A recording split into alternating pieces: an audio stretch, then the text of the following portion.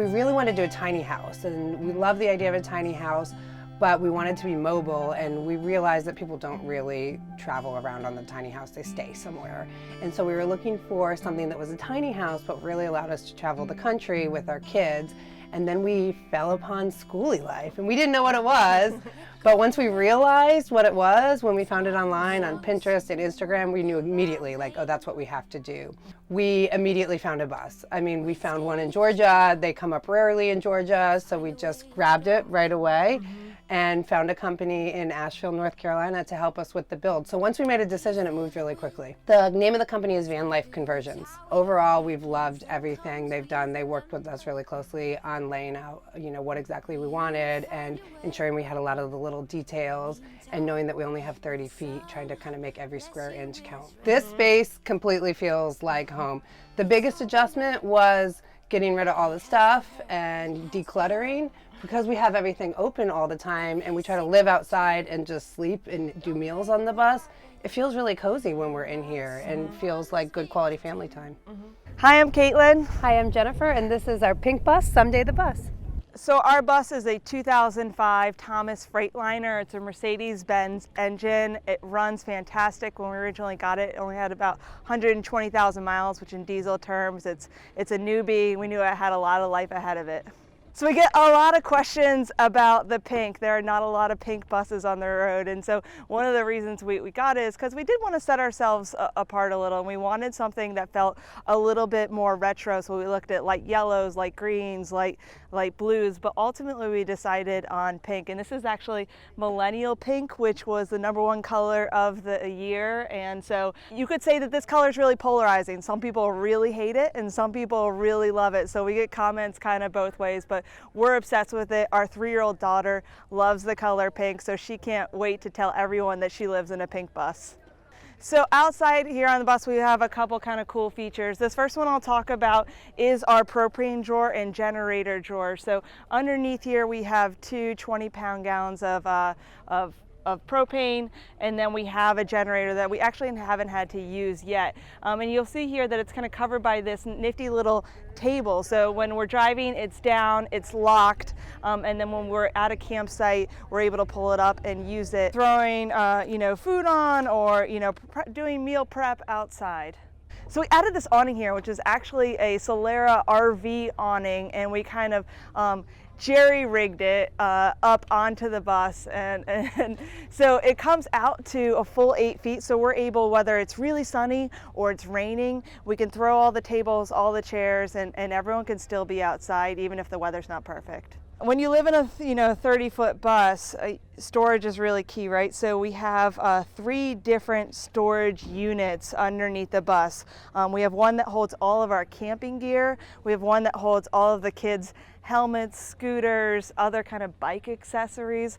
And then the other side, we have another one that holds all of our hookups and all of our tools that we need to access. The good thing about all these is that they can kind of get as dirty as they want. We're going to just throw everything in there. I won't open it up right now because I'm afraid something might fall out, but they're really wonderful for just getting something out really fast. So this is probably our most unique feature of the bus. This is kind of one of a kind. We really wanted to add a deck. Most buses will have a deck that kind of jumps out about 4 feet, but we were worried about it bottoming out. So we worked with a contractor. The guy is actually a blacksmith. His company's name is Velica Metal Designs. They're based out of Asheville, to develop this kind of one-of-a-kind drawbridge deck. So essentially, when we are driving and mobile, it folds up, and it's the same shape as the back of the bus. It's rounded.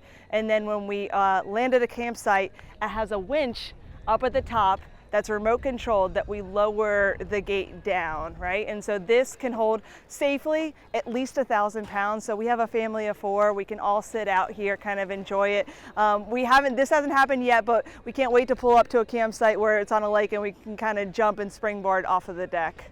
So welcome to the inside of our home. The things that were really important to us is, one, a clear walkway from front to back. We opted for a fold-out bed, so we actually have to make it every morning and every night. Another thing that was kind of important to us is that if there was really bad weather, that we had 2 living areas. So in the front, we have a living area where we sit when we're mobile, it has seat belts under it.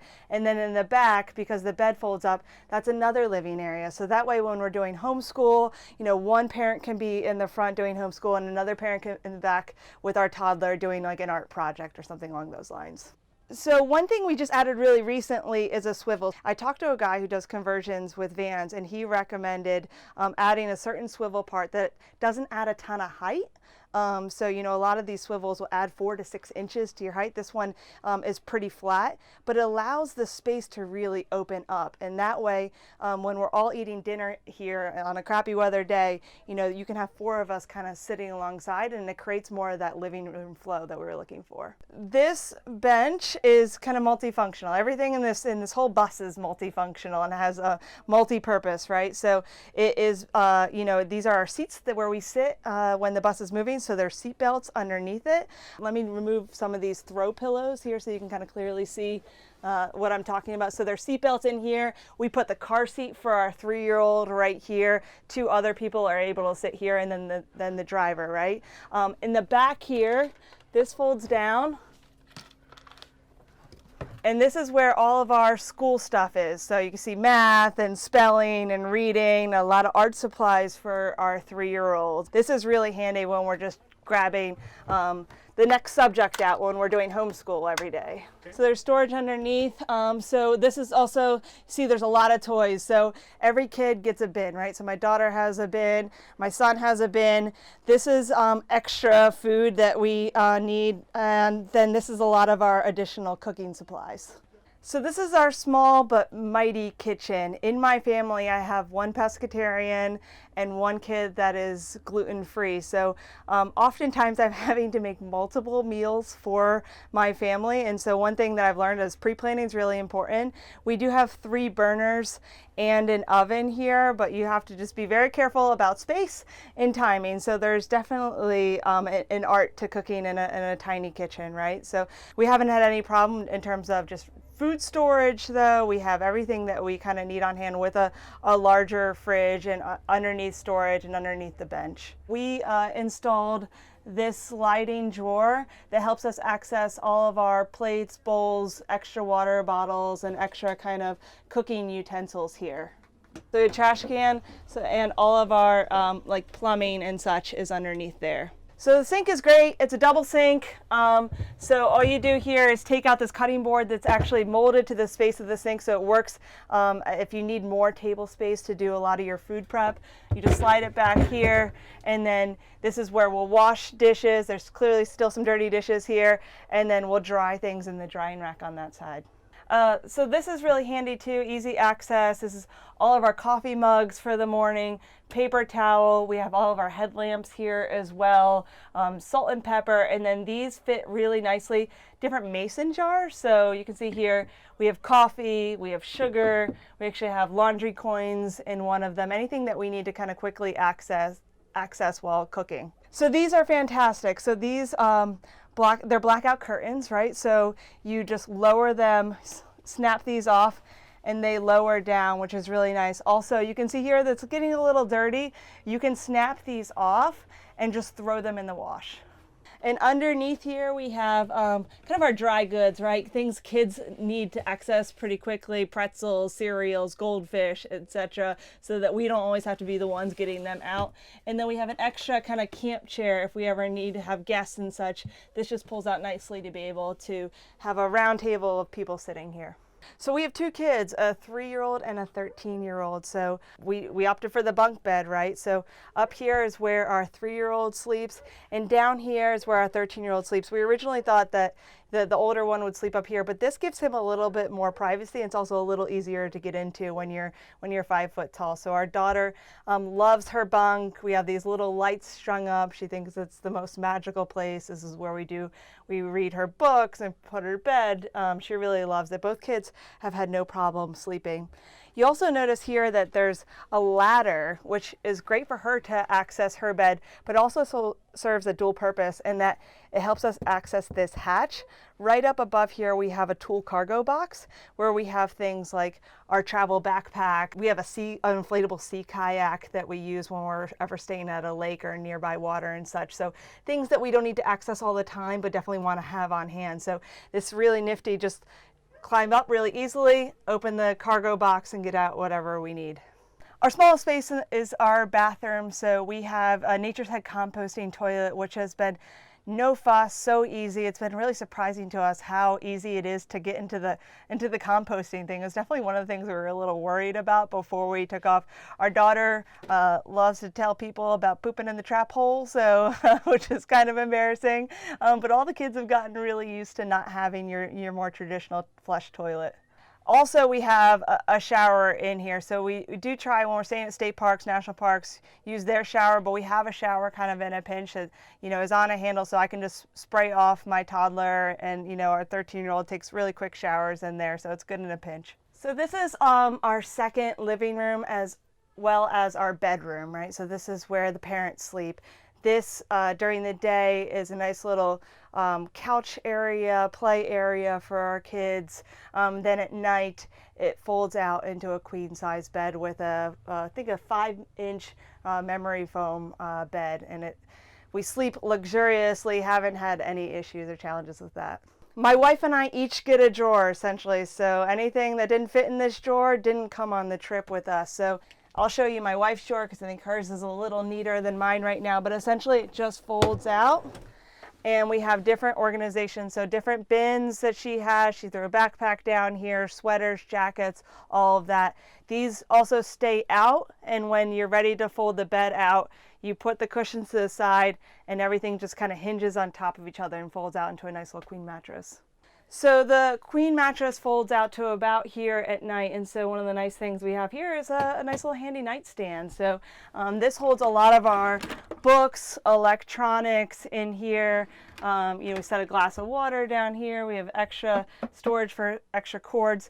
Down here, we know the laundry is ready because this is our dirty clothes bin. So it looks like we're gonna have to go to a laundromat pretty soon. So each kid gets 2 bins, right? So my daughter's clothes go here, and then my son has one. One thing that we did, you can just find at Home Depot, is these little knobs here.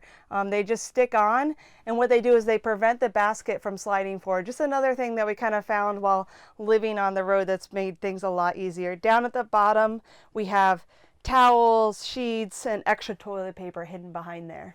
So here we've added some knobs. So this is where backpacks, jackets when it's cold out, live. This is our one mirror in the house, so we never know how we look from below our necks, but this space has been fine in terms of this is where we typically get ready because the bathroom area is a little small. When I'm having a very bad running day, I'm thinking about every footfall. I'm thinking about I'm just gonna make it to that car or that mile and such, and you're obsessing about when is this going to be over. You have to learn to be totally in pain and pull the pain away and be able to watch it from a distance and get into a zone in your head and be able to separate that in order to keep going when the going gets tough, because it's really hard to pull yourself up back out of the pain once you've hit a low spot. But if you can do that, it feels like you can go forever. Even though we've been doing this for years, there's still a lot of hard runs. Sometimes a 3-mile run is really hard, and we just ran 50 miles last weekend in San Diego. It was a bucket list item. I mean, this is all about the bucket list, right? So we're out there trying to do all the adventures that have been on that list. We are also passionate about long distance biking. So one of the things we brought on the bus with us was an electric bike for our son. He's on the autism spectrum, and so he's not gonna go out and bike 40 miles with us. So the electric bike that folds up and sits right next to the bed when we're driving actually is awesome for beautiful weather, because we can all get out, and the little one, the 3-year-old, can ride on the back of the bike. So I work for Boys and Girls Clubs of America, a nonprofit. So while I'm on the road, I'm doing part-time, same role, but doing a lot of the development of programs for the organization. And my prior life, I was a consultant. I worked for Deloitte Consulting, and I was at the Centers for Disease Control and Prevention. So my background is in public health, so I was working with the government in the global health space. The transition was to living tiny, not living on the road. We was just figuring out, oh wow, there's a lot of little solutions that we have to come up with, and you know, once we add those, we'll be flawless. We've gotten a lot closer, and also the kids have gotten a lot closer, which has been wonderful because of the 10-year age gap. They never used to play together, and now they're playing together, and also that means fighting with each other over toys quite a bit. Yeah. We thought of like all the possibilities. We're doing this with a special needs kid on the road, and we had to learn how to homeschool, and all those fears actually didn't end up panning out. The things that actually we didn't consider at all ended up being the bigger problems, just like we never took the bus out before the first time we set sail. So, we were just kind of figuring out the challenges and logistics while we were doing it, but the big things, they just arranged themselves once we got going. If you really start taking the steps toward making it happen, a lot of the things that you're scared about are gonna figure themselves out. We're leading a lifestyle that, isn't for everyone. We pulled the trigger on it, just no regrets about kind of what we've left behind and the decision that we've made moving forward.